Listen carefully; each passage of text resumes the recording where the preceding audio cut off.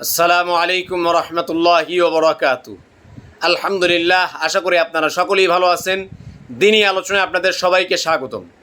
আমাদের এই দিনী আলোচনার আজকের বিষয়বস্তু হবে ঈমানের শাখাগুলো নিয়ে ধারাবাহিক আলোচনা। তারই ধারাবাহিকতায় আমরা ঈমানের 20 নম্বর শাখা ওয়াদা এবং অঙ্গীকার রক্ষা করা এই সম্পর্কে আমরা জানতেছিলাম।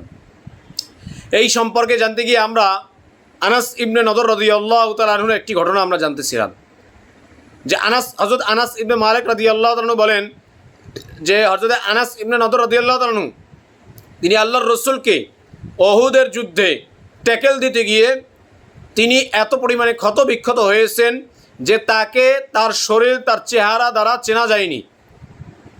পরে তার বোন এসে অন্যভাবে হাতের আঙ্গুল দেখে তাকে চিনেছেন এবং তাকে চিহ্নিত করেছেন।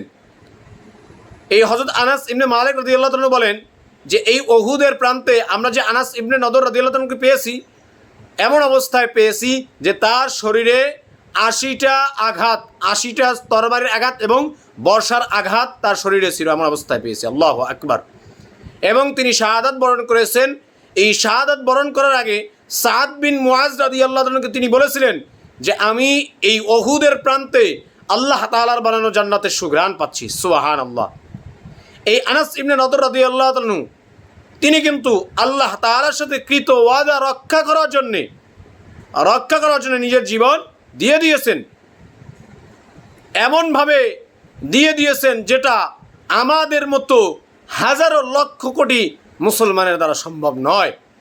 তিনি এমনভাবে তিনি তার শরীরকে ক্ষত বিক্ষত করে জখম করে তিনি শাহাদাত বরণ করেছেন শুধু আল্লাহ তাআলার সাথে কৃত ওয়াদা রক্ষা করার জন্য। তো এভাবে আমাদেরকেও কিন্তু মানুষের সাথে যদি ওয়াদা করি, সেই ওয়াদা যদি আমরা পূরণ না করি, সেই অঙ্গীকার যদি আমরা রক্ষা না করি, যদি ভেঙে ফেলি, তাহলে কিয়ামতের ময়দানের দিন আল্লাহ পাক রব্বুল আলামিন আমাদেরকে সেই ওয়াদা সম্পর্কে জিজ্ঞাসা করবেন। আমরা কিন্তু জিজ্ঞাসিত হব। এবারে চিন্তা করেন, যদি মানুষের ওয়াদা রক্ষা না করলে যদি জিজ্ঞাসিত হতে হয়, তাহলে আল্লাহ পাক রব্বুল আলামিনের সাথে যে ওয়াদা করে আসছি, এই ওয়াদা যদি রক্ষা না করি, তাহলে আমাদের অবস্থা কি হবে? আমাদের অবস্থাটা কি হবে? একবার চিন্তা করে দেখেন। মানুষের সাথে ওয়াদা ভঙ্গ করার কারণেই যদি আল্লাহ পাক রব্বুল আলামিন আমাদেরকে জিজ্ঞাসা করেন, আমাদেরকে যদি জিজ্ঞাসিত হতে হয়, তাহলে আল্লাহ তাআলার সাথে যে কৃত ওয়াদা আমরা করেছি, যে ওয়াদাগুলো করেছি, এই ওয়াদা যে আমরা ভঙ্গ করতেছি, তাহলে আমাদের হালত কী হবে? আমাদের অবস্থা কী হবে? অবশ্যই খুবই খারাপ অবস্থা হবে। তো এই জন্য আমাদেরকে সব ক্ষেত্রে ওয়াদা রক্ষা করতে হবে। যারা দুনিয়ায় মানুষের সাথে ওয়াদা রক্ষা করতে পারে না, ওয়াদা ভঙ্গ করে, অঙ্গীকার রক্ষা করতে পারে না, তাদের বিষয়ে রাসূলুল্লাহ সাল্লাল্লাহু আলাইহি ওয়াসাল্লাম বলেন, আন আনাস রাদিয়াল্লাহু তাআলা আনহু قال فلما خطبنا رسول الله صلى الله عليه وسلم قال ألا لا إيمان لمن لا أمانة له ولا دين لمن لا عهد له। হযরত আনাস রাদিয়াল্লাহু তাআলা থেকে বর্ণিত, তিনি বলেন রাসূলুল্লাহ সাল্লাল্লাহু আলাইহি ওয়াসাল্লাম একদিন দাঁড়িয়ে ভাষণ দিলেন। এই ভাষণ দেওয়ার মধ্যে তিনি বললেন, আলা, সাবধান সাবধান, তোমরা যারা আমানতদার তারা সাবধান। কেন? কারণ লা ঈমান লিমান লা আমানাত লাহু, যার মধ্যে আমানতদারিতা নাই, যে আমানত রক্ষা করে না, তার মধ্যে ঈমানদারিতা নাই।